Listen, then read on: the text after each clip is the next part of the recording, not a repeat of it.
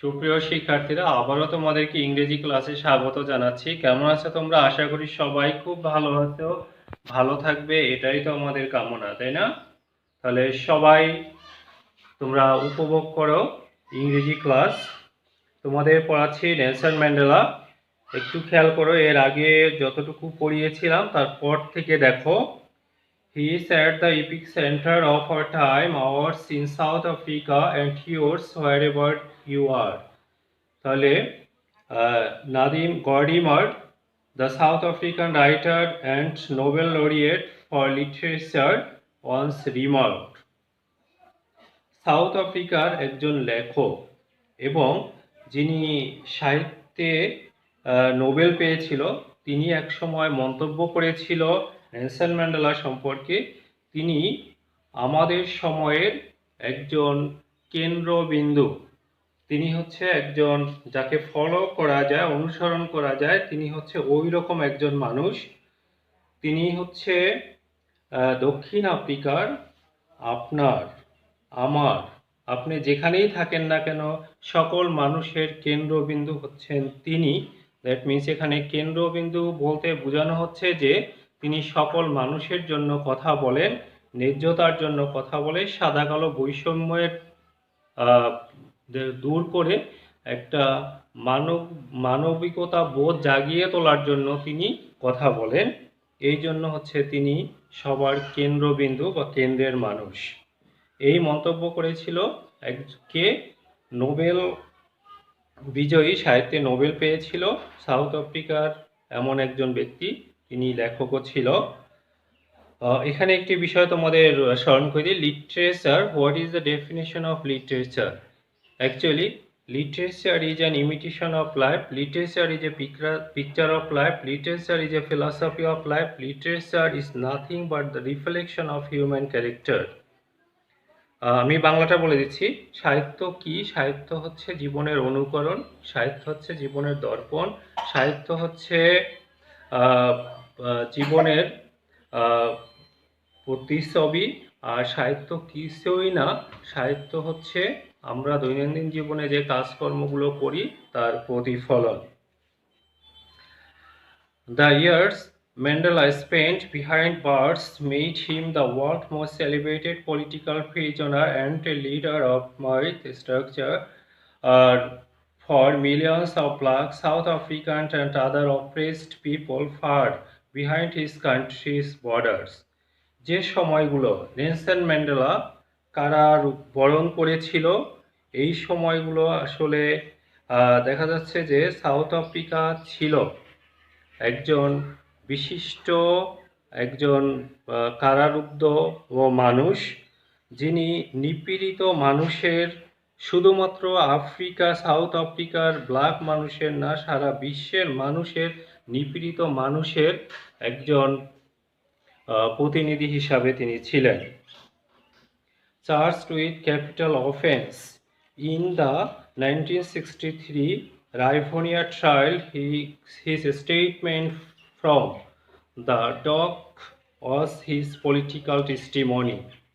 1963 সালে রাইভোনিয়া ট্রায়ালে বা বিচারালয়ে তিনি তাকে দোষী সাব্যস্ত করার সময় সে যে কথা বা বিবৃতি দিয়েছিল তা তার রাজনৈতিক নেতার পরিচয় বহন করে। During my lifetime, I have dedicated myself to this struggle of the African people. I have fought against white domination and I have fought against black domination. তিনি বলতেছে যে আমার জীবনে আমি আফ্রিকার মানুষের জন্য যুদ্ধ করেছি, আমি যুদ্ধ করেছি হোয়াইট ডমিনেশন, দ্যাট মিনস শ্বেতাঙ্গদের যে আধিপত্য তার বিপক্ষে, আমি যুদ্ধ করেছি ব্ল্যাক ডমিনেশনের বিপক্ষে। তার মানে হচ্ছে তিনি আসলে প্রায়োরিটি দিতেন ডমিনেশনকে, আধিপত্যকে। তিনি সাদা কালো তাকে এদিকে বিচার করতেন না, যেই হোক না কেন, সে সাদা হোক আর কালো হোক, যারা অন্যায়ভাবে আধিপত্য বিস্তার করে তাদের বিপক্ষে তিনি কথা বলেছিল। I have cherished the idea of a democratic and free society in which all persons live together in harmony and with equal opportunities, he said.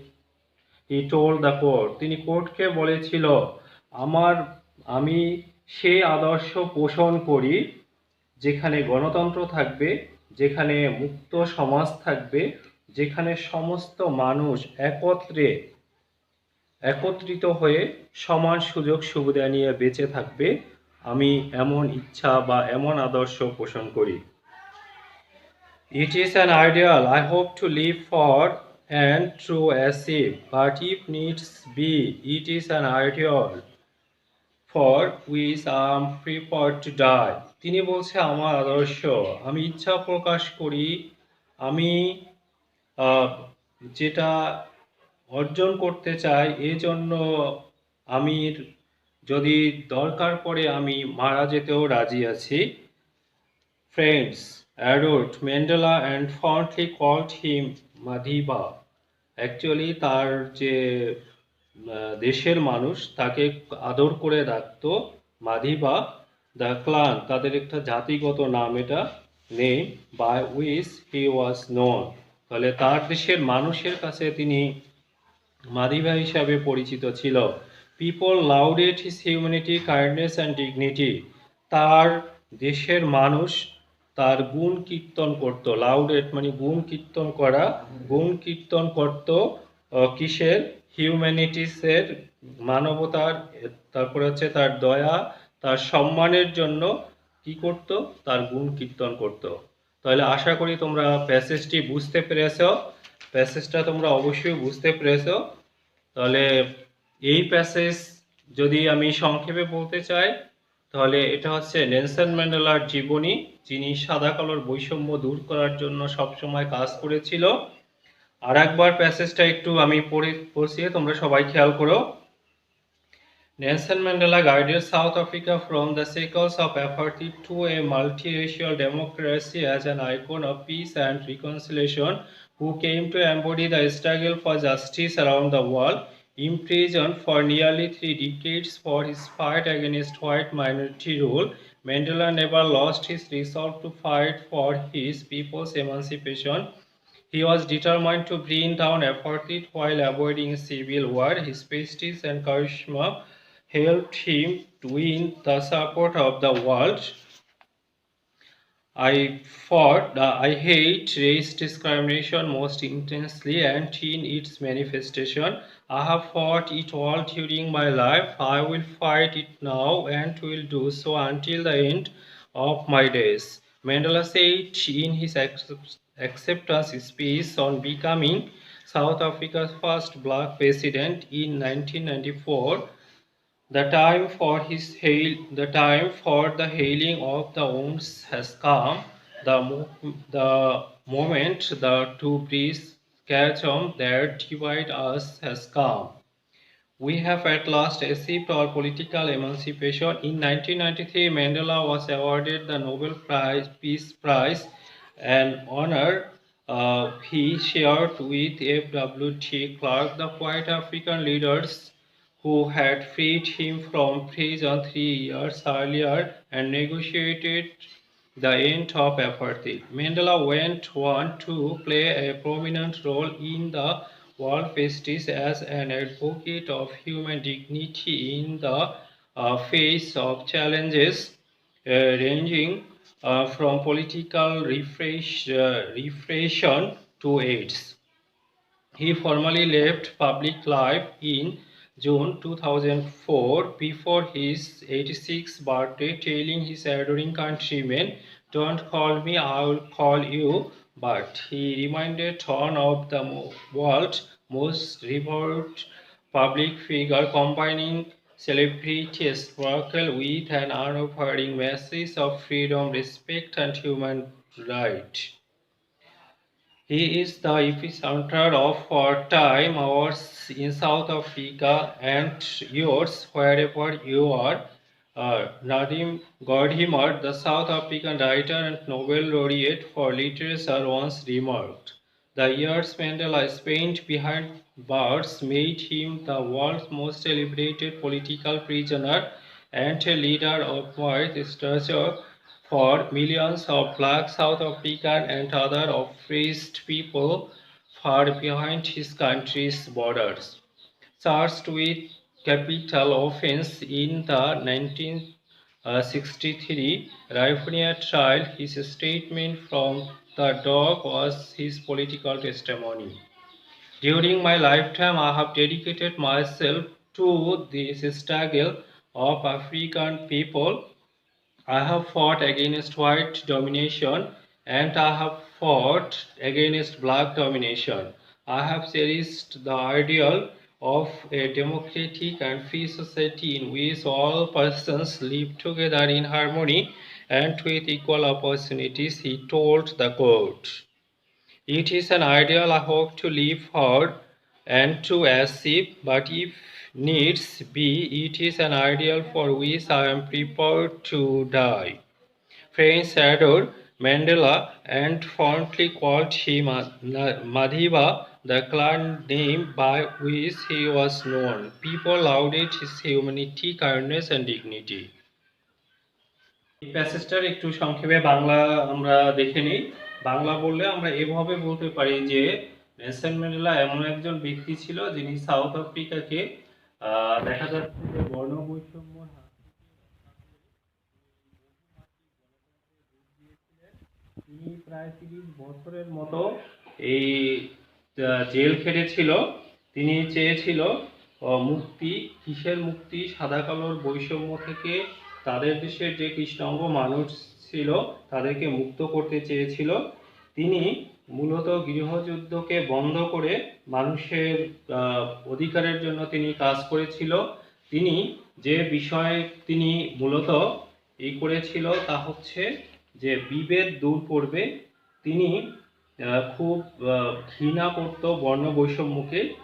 তার জীবনের শেষ পর্যন্ত তিনি বলেছিল আমি সাদা কালোর বৈষম্য দূর করার জন্য চেষ্টা করব। তিনি 1994 সালে সাউথ আফ্রিকার প্রথম ব্ল্যাক প্রেসিডেন্ট হয়েছিল। তিনি বলেছিল যে এই সময় এসেছে সাদা কালোর বৈষম্য যে বৈষম্য ছিল, যে ব্যবধান ছিল সেটা দূর করে এখন আমাদের মধ্যে মিল বা একত্র বা সমন্বয় করার সময় এসেছে। তিনি মূলত 1993 সালে তিনি শান্তিতে নোবেল প্রাইজ পেয়েছিল। এই প্রাইজ তিনি একজন শ্বেতাঙ্গ মানুষের সাথে শেয়ার করেছিল, কারণ তিনি তাকে মুক্ত করে দিয়েছিল এই নোবেল প্রাইজ পাওয়ার 3 বছর আগে। এবং তিনি দেখা যাচ্ছে যে বিশ্ব দরবারে বা বিশ্ব স্টেজে তিনি খুব জোরালো ভূমিকা পালন করেছিল।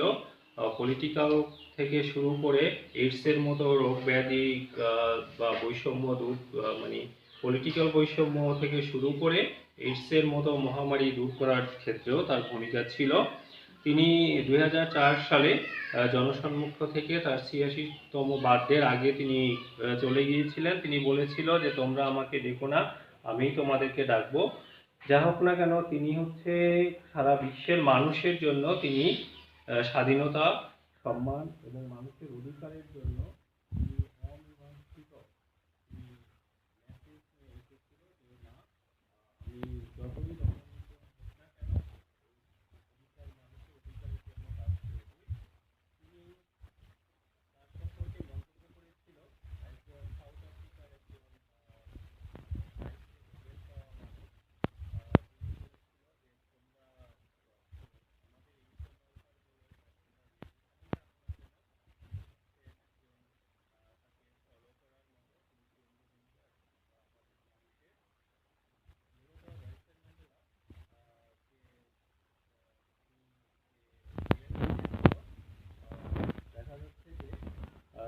রাইভোনিয়া চার্চে 1963 সালে তিনি যে কথা বলেছিল তাতে তার একজন রাজনৈতিক ব্যক্তিত্ব হিসাবে তার পরিচয় বহন করে।